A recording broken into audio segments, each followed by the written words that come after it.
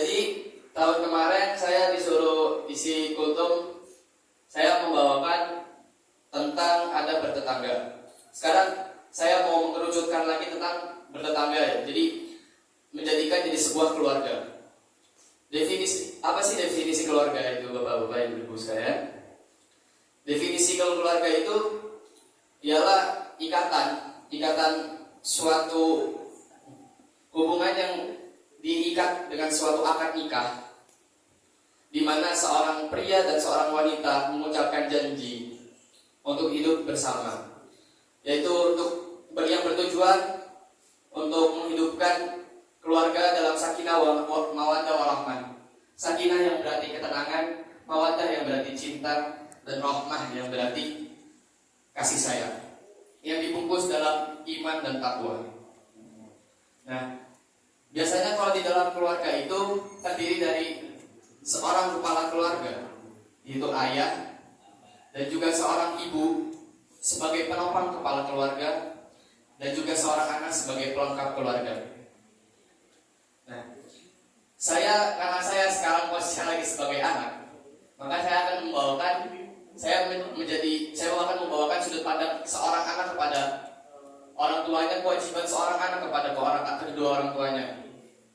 Nah, sebelumnya saya mau cerita dulu nih Bapak, Ibu sekalian. Jadi dulu waktu saya masih sebelum mondok lah pokoknya, SD itu saya sering main petak umpet dulu tuh. Malam-malam dulu tuh sama Firman, sama Adil, sama Saka biasanya. Saya main petak umpet. Nah terus saking serunya saya sampai lupa waktu. Pas saya nyampe rumah, pintu udah dikunciin sama mama. Dan kebetulan papa juga belum balik ke rumah karena kebetulan pulangnya malam. Nah habis itu saya teriak, wah bukain. Terus habis itu akhirnya setelah beberapa menit mama baru bukain, terus marahin. Nah itu di dalam hati saya kesel, karena waktu itu kesel. Ngapain sih orang lagi main seru-seru juga dimarahin, pakai kunciin. Terus setelah itu ya udah, selang beberapa hari bapak minta beli rokok, minta tolong beli rokok biasanya. Waktu itu bapak minta tolong beli rokok, terus saya posisinya lagi main HP, lagi main game waktu itu.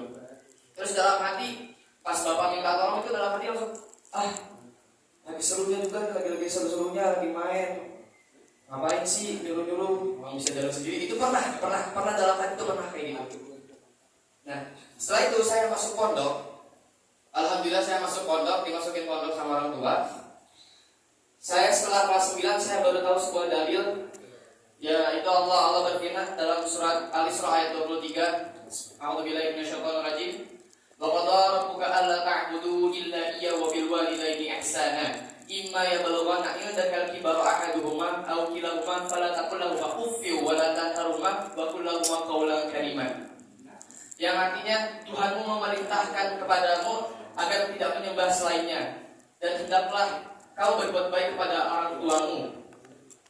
Setelah itu, jika salah seorang dari mereka atau kedua-duanya pada saat usia lanjut usia masih dalam pemeliharaanmu, maka janganlah sekali-kali kamu berkata atau sekalipun membentak mereka, dan serta ucapkanlah ucapan yang baik.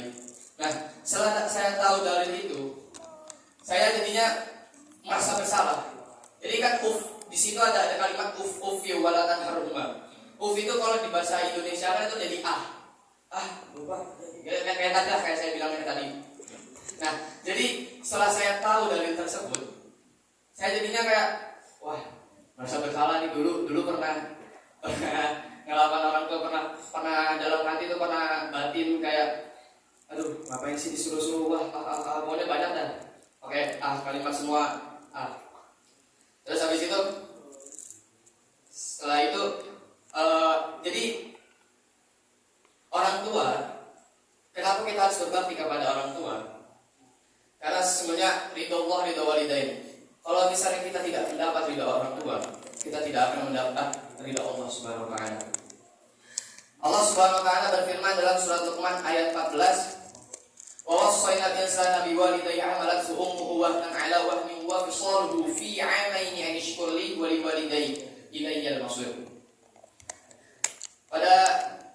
Pada ayat tersebut artinya Allah berwasiat kepada manusia agar berbuat baik kepada orang tua, terutama kepada ibunya yang telah mengandungnya selama 9 bulan dalam kondisi selemah-lemahnya dan juga menyampingnya selama 2 tahun. Maka Allah berwasiat agar selalu bersyukur kepada Allah dan kepada orang tua.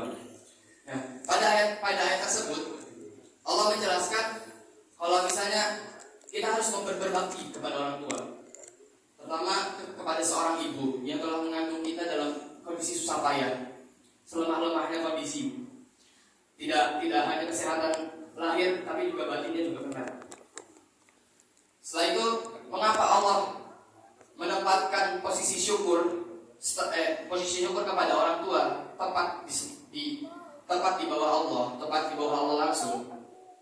Karena menurut tafsir Imam Nawawi berkata, kalau misalnya kita bersyukur kepada Allah, kita bersyukur sudah diberi nikmat hidup. Kita bersyukur sudah diberi nikmat hidup, nikmat harta, nikmat segalanya. Tapi pada saat kita bersyukur kepada orang tua, kita bersyukur karena kita sudah dilahirkan kepada orang kita sudah dilahirkan oleh orang tua, terutama ibu. Terus ada lagi lanjutannya ayat 15 surat Luqman. Wa in jahadaka 'ala an tusyrika bima laysa laka bihi 'ilmu fala tuti'huma wa sahibuhuma fid dunya ma'rufa wattabi' sabila man anaba ilayya tsumma ilayya marji'ukum fa unabbi'ukum bima kuntum ta'malun. Nah, pada ayat tersebut Allah menjelaskan kalau misalnya orang tua nyuruh kita untuk mempersekutukan Allah, padahal kita sudah tahu ilmunya, kita sudah tahu Islam itu adalah agama yang baik dan agama yang benar, tetapi orang tua menyuruh kita untuk mempersekutukan Allah, kita tolak secara halus. Jangan kita tolak dengan enggak. Pokoknya jangan dengan bahasa yang kasar.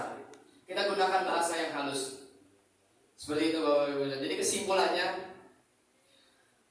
orang tua itu adalah aset penting kita sebagai anak untuk mendapatkan ridha Allah. Sebagai perantaranya, orang tua itu sebagai perantara kita untuk mendapat ridha Allah.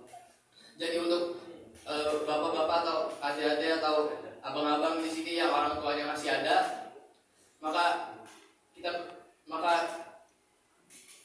ambillah, maksudnya berusahalah untuk mendapatkan ridhonya.